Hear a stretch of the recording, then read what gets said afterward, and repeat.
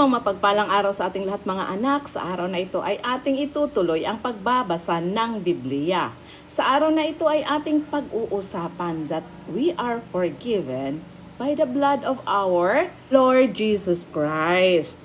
Si Lord ay galit sa kasalanan. Di ito kayang tingnan ng ating mahal na Panginoon kasi marumi ito. Ang kasalanan ay nagsimula sa isip.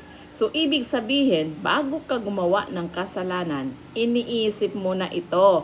Bago ka magsisinungaling, bago ka manloko sa kapwa mo, lahat ay nagsimula sa isip. Dahil bakit? All of us fall short of the glory of God. Lahat tayo ay nagkasala. Yan ay ayon sa Roma chapter 3 verse 23. Na ang sabi, sapagkat lahat ay nagkasala at walang sinumang nakaabot sa kaluwalhatian ng Diyos. Amen. Praise the Lord. Yes, mga anak, lahat tayo ay makasalanan. Wala man ni isa sa atin ang matuwid, maliban na lamang sa ating mahal na Panginoong Jesucristo. At ayon sa Roma chapter 6 verse 23, ang kabayaran ng kasalanan ay kamatayan. Kaya lahat talaga tayo ay matutupok sa impyerno dahil lahat tayo ay makasalanan. So, we need someone who qualified to save us. And that someone is our Lord Jesus Christ. Dahil bakit? Siya lang ang matuwid. Siya lang ang malinis. Siya lang ang walang kasalanan.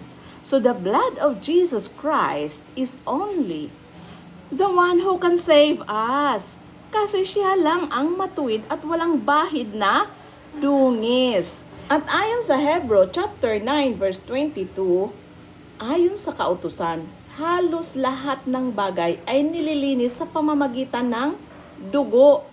At kung walang pag-aalay ng dugo, ay walang kapatawaran ng kasalanan.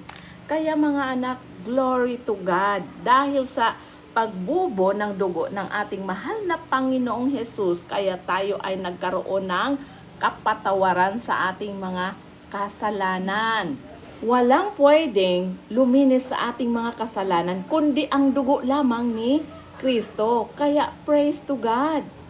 Si Kristo ay nagsakripisyo, dumanas ng matinding hagupit at ipinako sa cross. Kasi may purpose ang Diyos. Without the shedding of blood, there is no forgiveness. And praise to God for that kasi natanggap natin ang kapatawaran dahil sa pagbubo ng dugo ni Kristo. So, ano ang dapat nating gawin? First is that we have to confess our sins. According to 1 John chapter 1 verse 9 to 10, if we confess our sins, He is faithful and just and will forgive us our sins and purify us from all unrighteousness. If we claim we have not sinned, we make Him out to be a liar and His word has no place in our lives. Ang sabi, kung ipinapahayag natin ang ating mga kasalanan, patatawarin tayo ng Diyos sa mga ito at lilinisin tayo sa lahat ng ating kasalanan sapagkat siya tapat at matuwid. Kung sinasabi natin hindi tayo nagkasala, ginawa nating sinungaling ang Diyos at wala sa atin ang kanyang salita. Lahat kasi tayo ay nagkasala, nagkulang at hindi umabot sa kaluwalhatian ng Diyos. Wala ni isa man sa atin na makapagsasabi na He is perfect, righteous, and holy, and has not sinned in His entire life. Ang bawat kasalanan ay may kabayaran, tulad ng matinding kahirapan, pagkakasakit, ang kaguluhan ng pamilya, at ang iba naman ay nahahantok sa kamatayan ng espiritual o maging sa physical. Kaya ayon sa Roma chapter 6 verse 23, ang walang bayad na kaloob ng Diyos ay buhay na walang hanggan sa pamamagitan ni Kristo Jesus na ating Panginoon. Regalo ng ating Panginoong Diyos ang buhay na walang hanggan sa piling niya. An immortal life of eternal love, joy and peace, kasama pa ang lahat ng mga hindi natin nakamtan sa buhay dito sa mundo. Buhay na walang sakit o karamdaman, buhay na walang problema, walang kalungkutan, walang mga heartaches, walang pangangailangan sa salapi, at higit sa lahat, wala ng kamatayan. So paano ba natin makamtan ang buhay na walang hanggan? Unang-una, dapat paniwalaan natin ang Biblia, paniwalaan natin ang magandang balita. We have to believe in the gospel. But the question is, what is the gospel? Ayon sa 1 Corinthians chapter 15 verse 1 to 4, moreover, brethren, I declare to you the gospel which I preached to you, which also you received, and in which you stand, by which also you are saved, if you hold fast that word which I preach, unless you believe in vain.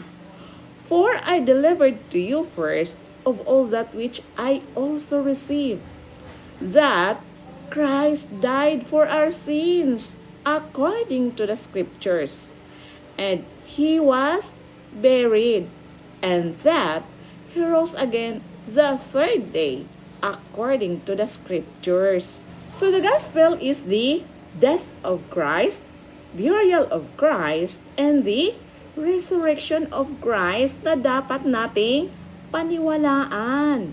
But believing the gospel is not enough. We have also obeyed the gospel. But how to obey the gospel?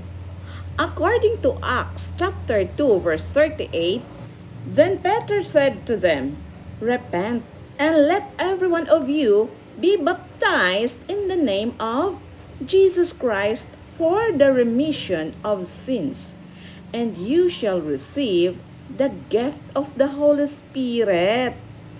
So mga anak, ang obedience to the gospel means repentance, baptism in Jesus' name, and receiving the gift of the Holy Spirit.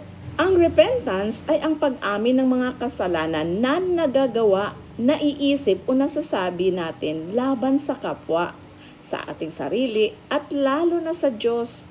Ang repentance ay sinusundan ng pagtalikod o pagtigil sa mga bagay na ito. Then the baptism in Jesus' name, ito ay ang paghugas at paglinis ng ating mga kasalanan. Maging mga kasalanang hindi natin alam o namamalayan, at kasabay ng kasalanang minanapan natin from Adam and Eve, ang unang taong nagkasala sa Diyos. Then receiving the gift of the Holy Spirit means by being baptized in the Holy Spirit, we have the power to resist temptations, disengage from sinful bondages, and help us walk in a new Christian way.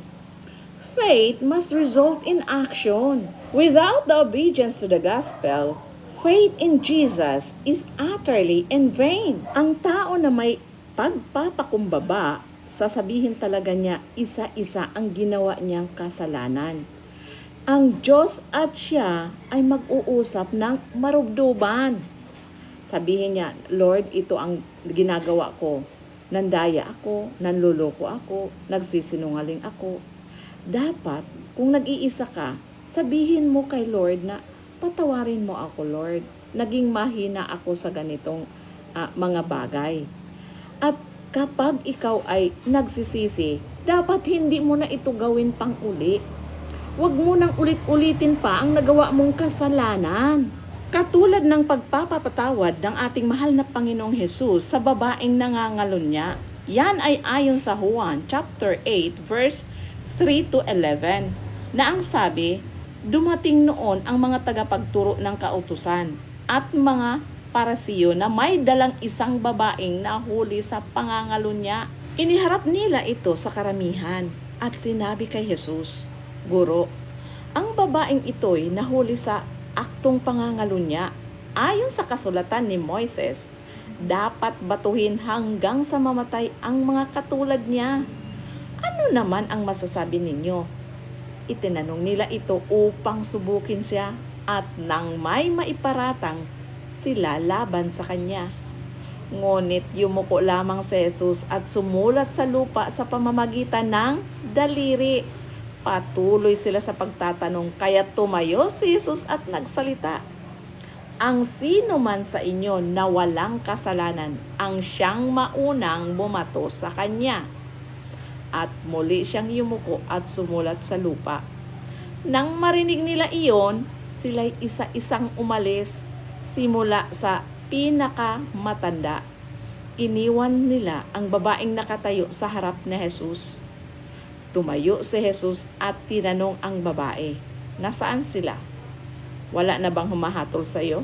"Wala po, Ginoo," sagot ng babae. Sinabi ni Jesus, "Hindi rin kita hahatulan. Umuwi ka na at mula ngayon ay huwag ka nang gumawa ng kasalanan." Ang totoong nagsisisi ay di na niya balikan pa ang kanyang maling ginawa o ang kanyang mga kasalanan.